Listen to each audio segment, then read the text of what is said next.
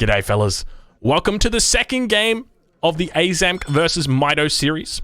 In this series, players are awarded points based on the civilization that they pick. It's also a blind civ series, which means that players are unaware of the civilization their opponent is playing. They will know the map, but they will not know the civilization their opponent is playing. So, spawning in the south of the map, we do have Aizamk on the Chinese. His opponent spawning in the north of the map, we have Mitoe playing the United States. I love that both players are pulling out the United States in the first two games. Really, really great to see.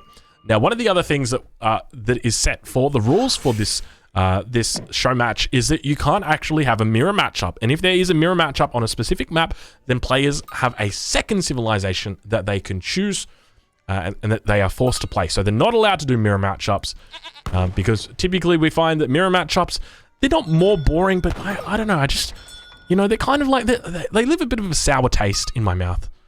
So we've now got, we've got the Freitag picking up, so Mitoe doing an impressive job here, snagging 4 of the goats at the very beginning. Keep in mind that the explorer for Aizamk wasn't able to be in the middle of the map here because he was building that trading post. So as a result, it means that Mitoe's really leveraged that. He's grabbed all of the goats in the early game. I read the chat. I see someone saying, thanks for no mirror matchups. There's nothing more boring than a French mirror. That's exactly why we've gone for this series format, because one of the complaints that we regularly see was, resident sleeper, another French mirror, another French mirror. So, you know, we said, let's do something to combat that. The only French mirror that you're going to be having is French against the United States, where the United States sends French immigrants first. A little bit of idle time right there for Mitoe. Got a treasure contention going down. I did manage to pick it up. Got a bit of a fight breaking out. Now the shot going down, and it looks like, oh, that's actually close. That is quite close. I don't know who's going to get this one. It goes over to Aizamk. So Aizamk managing to snipe it away. Really, really close there. I genuinely didn't know who was going to get that. There was a little bit of a delay. So I found with the United States Explorer, when you're not doing the crack shot, it's very hard to get that shot timed perfectly. The shot, I've spoken with the developers about this. They say that it is exactly the same as all the other European explorers. It just doesn't feel the same. I don't know why. The shot that they do, not the crack shot, just the normal ranged attack, it just doesn't feel the same. There's something different about it. But now both players definitely scouting out the 75 wood treasure in the middle of the map. Both definitely would be aware that they know about it. So you got to remember there's a bit of a mind game to be played. So you can go for this treasure, but if you do, your opponent's going to come in. And that's exactly what happened with this treasure here as well. So now we'll take a look at the opening shipments. So Aiz has sent in his opening shipment. He's had the 300 wood. 300 wood. 300 wood is the shipment for Aiz. So definitely opting for something a little bit different. Dropping down the second trading post. I like this a lot. We'll take a look and see what's in Mitoe's deck. I'm suspecting he doesn't have Chinese immigrants. He does not have Chinese immigrants. So we'll take a look at his deck. He's got the Seminoles in H2 as well as the 600 food. Oh, sorry, 700 food. The 600 coin as well. Double regular shipments as well. So 8 and 7 regulars. The 3 sharpshooters, or 3. The 7 sharpshooters rather. We've got no dragoons for him. But we do have the Apache Scouts. So I like this choice. I think this is a wise choice, going for the Apache Scouts. Apache Scouts are cheaper. They're about as strong as Dragoons, and you can send them twice. The only thing is you can't train them from your fort. So if you're a player who likes to play with your fort, then typically you're going to want to be sending Dragoons because it's going to give you a little bit more flexibility after you've sent them. You can train more. That's something that I do quite regularly. I like getting that fort out there on the map. Hello. But now we can see Mitoe's entered in with the Massachusetts age up. So a little bit straying from the meta, I would say here. And going for a bank wagon. Now keep in mind, this was a meta build maybe a week ago. But things have definitely, you know, one of the things that with the meta, we do see Aiz picking up that 75 wood as well. His Explorer in the middle, looking a little bit damaged. How much health did he have on him? 263. You still wouldn't want to engage him just because of the potential for the Disciple. We've got another 80 wood treasure down here. Mitoe doesn't know about this. This is a free treasure for Aizamk. So Aizamk really going to be in a great position here. Aiz now finally putting in for the Summer Palace going up. So this is a standard age up for the Chinese in age 1 to age 2. I'd probably say about 98%. I'm throwing out that number. 98% of games we would be seeing the Summer Palace coming down in age 1. So we've now got Aizamk moving over. Aizamk's got free reign of this bottom side of the map. For anybody unfamiliar with this map, this is Kamchatka, and on Kamchatka, the the good treasures spawn towards the south of the map. So we've got all of the good treasures. We've got the 30 coin. It's an amazing... it's not really. We've got the 80 coin. We've got the 80 wood. We also had the 75 wood that spawned just about here. And I think there was a 75 food treasure here that both players were fighting over. And we've now got that next shipment coming in. So we've got sumptuary laws that's actually been sent from Aizamk. So Aizamk really, trying to break up the meta right now. He sent 300 wood as his opening card, sumptuary laws as his second card. So this provides a trickle, just a little bit of a trickle to everything. Aiz, you know that this is a show match for like, I think, how much money have we got on the line right now? $200? I think it's a fair amount of money, but Aiz really just showing Aiz don't care. What is it? Honey Badger don't care. That's, Aiz is the Honey Badger right now. He really don't care. We've now got Mitoe's Explorer in the north, taking down a snow leopard just for the 40 wood. And Plymouth Settlers on the way. We've got the bank wagon up. The stable in the corner. I like this. A very sneaky stable. Definitely not going to be scouted out by his opponent. And look at this. Actually making sure that Aiz can't get any scouting out. Mitoe taking out the Disciple. First shipment in the second age. Coming in at 5 minutes from Aiz is going to be those 7 Steep Riders. Changing over to the Old Han army as well. Aging up with that 400 food. We've got a lot of food right here. Is he going to go for Old Duck? Old Duck, is that what it's called? You guys know the one I'm talking. No, the Mandarin Duck Squad. That's what it's called. I'm getting Old Han and Mandarin Duck Squad confused right now. Definitely don't think he's going to be going for that. I'm curious what this macro is right now, though. A lot of food, very food heavy. Curious to see what he's up to. Let's go check in on Mitoe, see what he's up to. We've got steel traps coming in. This is quite an early steel traps. Do you think he's going to be able to get out his batch as well? He's got 7 villages on coin. That's a fair amount of coin that he's actually mined. He might actually get this. There's no way he could do this. Oh, you know what? He would be housed anyway. Don't worry. He's going to be housed. If he gets out 4 Hussars... Now, what wins? 4 Hussars or 7 Steep Riders? I'm curious. I've got a feeling the Steppe Riders might win. They've got... Oh, actually, you know what? Now that I think about it, they're probably going to be the Hussars. I'm just looking at their stats. A Steppe Rider is basically half of a Hussar. But obviously, there's more of them. They also move a lot faster.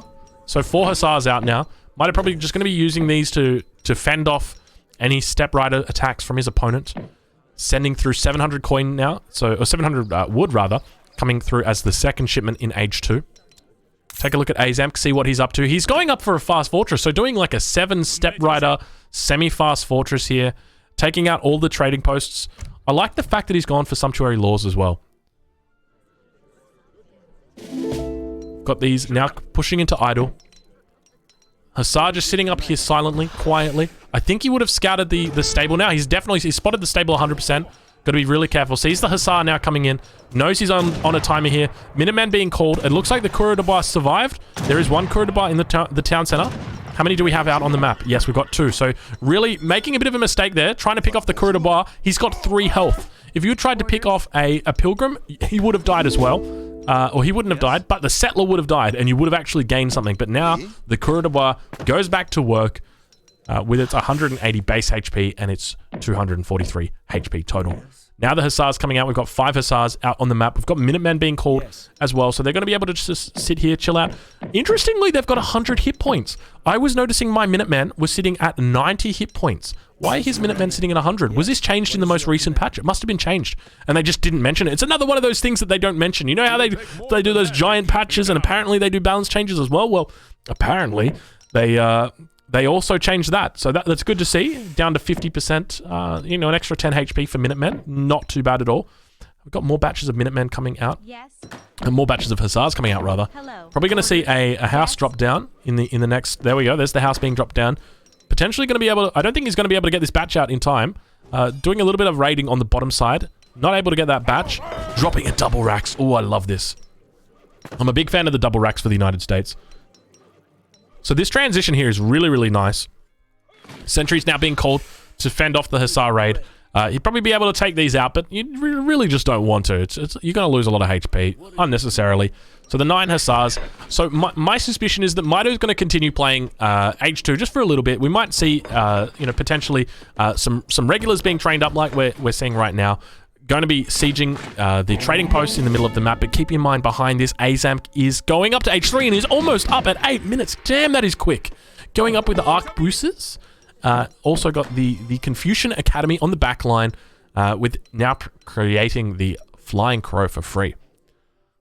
So, now we're in an interesting spot. I tell you what, Aizamk is looking very hot. Aizamk is going to be going for a timing right here, and it's going to be really difficult for Mitoe to deal with. Dropping down the forward village to use as his shipment point. He's got the 9 hussars in the middle of the map, and he is going to be going for... We've got a pretty big batch of units that's just popped out as well. So we've got 5 regulars. Also shipping the Seminole scouts from the home city. I like this a lot. And you can really see, he's not even training villagers at this point. He's like, is he 100% all in on this? Surely not. He's probably just forgotten. Let's see. There it is. Okay, villager now in queue. Looks like a couple hussars getting hit by the arquebuses. Almost taking down the trading post, but they're managing to save it just very, very close to its death. All right, we'll take a look at Aiz, see what he's up to. Bringing in that old hand army. No units streaming in yet. Bringing in the Changdao, actually. Changdao coming in from the home city shipment point. He does have those 2 trading posts, so going to be taking a little bit longer. And a Chinese villager out in one of the weirdest positions I've ever seen. What are you doing out there, Aiz? Aiz, be careful. Be careful, Aiz. That is a black hole that you're walking over, my friend. Fortunately, he manages to get through unscathed. You got to be so careful with these trading posts at the moment. They are just asking to eat up all of that army right there. Whenever you do that, you know, I suspect that we're going to see the meta start to evolve to fights around trading posts, and you're just going to see people like baiting their opponent into trading posts.